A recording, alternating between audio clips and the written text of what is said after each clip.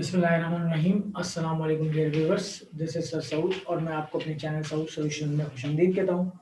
आज के video lecture में हम सेकेंड ईयर मैथमेटिक्स का chapter number 3 the general equation with straight line और एक्सरसाइज है हमारे पास 3.2। पेज नंबर है आपके पास 135 एंड 36। इस पे मौजूद सवाल का सलूशन कर रहे हैं और आज के वीडियो लेक्चर में हम क्वेश्चन नंबर 19 का सलूशन डिस्कस करेंगे। तो सबसे पहले मैं जो है बुक से सवाल को रीड करूंगा और फिर उसके बाद मैं इसके सवाल को एक्सप्लेन करूंगा आपको।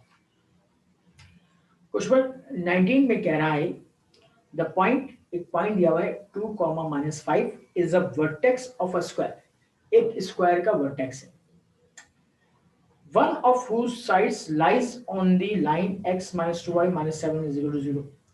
और उस स्क्वायर की चार साइडों में से एक साइड की इक्वेशन उसने दे दी है x minus 2y minus 7 is equal to 0। Calculate the area of the square, उस स्क्वायर का एरिया कैलकुलेट करना है। अच्छा, अब सबसे पहले हम डायग्राम बनाएंगे और उसको एक्सप्लेन करेंगे। बोर्ड पे आपको नजर आ रहा है कि मैंने एक स्क्वायर ड्रॉ किया है। यहाँ पर इसके चार कोने होंगे, चार वर्टिसेस होंगे, जिसमें से एक वर्टेक्स आपको गिवन है। उसको मैंने कहीं पे भी सपोज कर लिया, यहाँ सपोज कर लिया, जैसे ए नाम रख दिया 2, -1 और चारों साइड में से किसी एक साइड की इक्वेशन उसने दे दी है।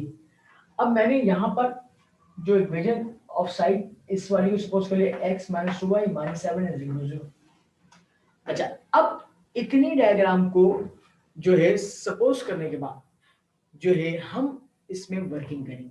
वर्किंग कैसे करते हैं, यहां देखिए सबसे पहले सॉल्यूशन की हेडिंग डालने के बाद लेट फर्स्ट क्या a 2, -5 b1 वर्टेक्स है ऑफ अ स्क्वायर, एक स्क्वायर का जो आपको डायग्राम में नजर आ रहा है, and x minus 2y minus 7 is equal to 0। Equation number 1 ये आपको इक्वेशन दी हुई रिप्रेजेंट कर रही है वन ऑफ द साइड, एक साइड को। अब मैं एक काम कर रहा हूं कि ये पॉइंट जो है put a 2, -5 in equation number 1 में पुट करके चेक कर रहा हूं कहीं ऐसा तो नहीं कि उसने हमें पॉइंट और जो साइड की इक्वेशन है वो एक ही साइड की दे दी है। मिसाल के तौर पे पॉइंट भी यहाँ पे मौजूद है और ये जो इक्वेशन है इस साइड की हो, तो जब ये इस साइड पर होगी तो ये पॉइंट इसको क्या करेगा, सेटिस्फाई करेगा। जब सेटिस्फाई करेगा तो इसका मतलब वहां पे जो है आपके पास डिस्टेंस नहीं आएगा, क्योंकि डिस्टेंस हमें निकालना है, क्योंकि आपके पास जो स्क्वायर होता है स्क्वायर में आप लेंथ इनटू ब्रेड्थ मल्टीप्लाई करते हैं तो आपके पास क्या आता है, एरिया ऑफ स्क्वायर आता है। तो जाहिर सी बात है कि अगर ये इसको सेटिस्फाई करेगा यहाँ पर, तो यहाँ पे हम लेंथ तो मालूम ही नहीं कर सकते, और जब तक लेंथ मालूम नहीं करेंगे तो स्क्वायर का एरिया हम मालूम नहीं कर सकते। तो मैंने इस पॉइंट को जो है x की जगह 2 और y की जगह -5 पुट करके चेक किया, क्या ये दोनों जो है एक ही साइड पर मौजूद तो नहीं है, अपोजिट साइड में होना शर्त है। तो यहाँ पे देखिए 2 - 2 multiply -5 -7 is equal to 0, minus minus plus 5 to the 10 -7 10 plus 2 12 12 minus 7 5 and 5 is not equal to 0। Impossible, क्योंकि 5 और 0 आपस में बराबर नहीं हो सकते। इसका मतलब ये कि अगर 0 बराबर 0 आ जाता तो ये पॉइंट भी और साइड दोनों एक ही जगह पर लाई कर रहे होते, मगर ऐसा नहीं हुआ। इसका मतलब ये अपोजिट डायरेक्शन में होंगे। तो मैंने लिखा the vertex and side are opposite to each other, एक दूसरे के अपोजिट है।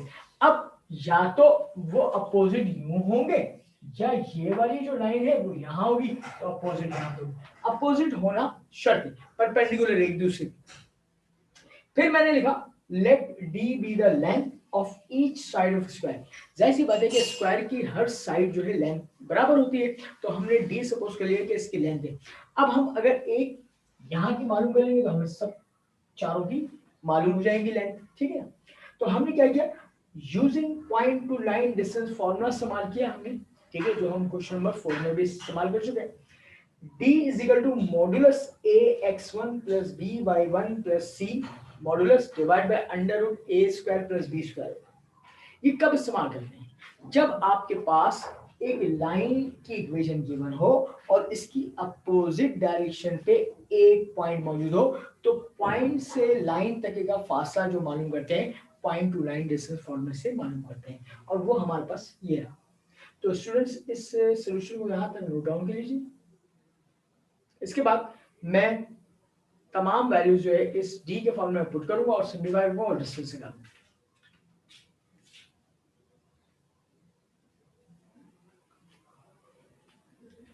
इसके बाद इस फॉर्मूले के अंदर जो जो चीजें मौजूद हैं, एक तो ए बी सी की वैल्यू और x1 y1 ये हम यहाँ पे डिसाइड कर दें। तो नेक्स्ट में देखिएगा, ये जो गिवन पॉइंट होता है ये हमेशा x1 y1 कहलाता है। तो मैंने हेयर यहाँ पे सपोज कर लिया x1 y1 2 -5 के बराबर है। अब ए बी सी कहाँ से आएगा, ये जो गिवन इक्वेशन है यहाँ से आएगा। x का कोफिशिएंट जो है a कहलाता है, यहाँ पे 1 हो गया तो a इज इक्वल टू 1, और y का कोफिशिएंट b कहलाता है तो b इज इक्वल टू -2 हो गया, और c कांस्टेंट टर्म कहलाती है तो c इज इक्वल टू -7 हो गया। ये तमाम के तमाम डेटा इसमें रिप्लेस करेंगे फॉर्मूले में, तो d is equal to a multiply by x1 1 multiply by 2 minus ये 2, और ये तमाम डेटा पुट करें -5 -7 divided by under root a square plus b square, a 1 का स्क्वायर प्लस b -2 का स्क्वायर।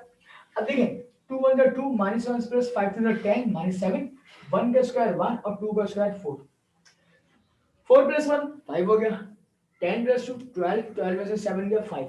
मॉडुलस ब्रेक कर दें, मॉडुलस ब्रेक करेंगे प्लस का तो प्लस ही आएगा, तो d डिस्टेंस आ गया 5/√5 यूनिट्स के बराबर। अच्छा, इसका मतलब ये है कि हमने यहाँ से लेके यहाँ तक का डिस्टेंस निकाल लिया और वो है 5/√5 के बराबर। अच्छा, अब जाहिर सी बात है कि हमने अगर स्क्वायर की एक साइड की लेंथ मालूम कर लिए तो चारों मालूम करेंगे तो चारों क्या होंगी, इक्वल होंगी। अब हमें मालूम क्या करना था, एरिया ऑफ स्क्वायर मालूम करना था। तो एरिया ऑफ स्क्वायर का फॉर्मूला लेंथ इनटू ब्रेड्थ होता है। इसका मतलब है डी, हर लेंथ डी के बराबर है तो डी लेंथ भी डी होगा और ब्रेड्थ भी डी होगा, डी मल्टीप्लाई बाय डी कर देंगे। डी की वैल्यू क्या है आपके पास 5/√5, तो मल्टीप्लाई बाय 5/√5। आप ऊपर 5 को 5 से मल्टीप्लाई करेंगे 25 हो गया। सेम नंबर के रूट जब आपसे मल्टीप्लाई करेंगे रूट कैंसिल हो जाएगा, 5 आ जाएगा, 5 5 से 25, और एरिया की यूनिट होती है यूनिट स्क्वायर या स्क्वायर यूनिट, जो भी आप लिखना चाहें। मैंने यहाँ पे इस्तेमाल की यूनिट स्क्वायर, तो ये आपके पास जो है एरिया ऑफ स्क्वायर कैलकुलेट हो गया। इसको नोट डाउन कर लीजिए स्टूडेंट्स। इसके बाद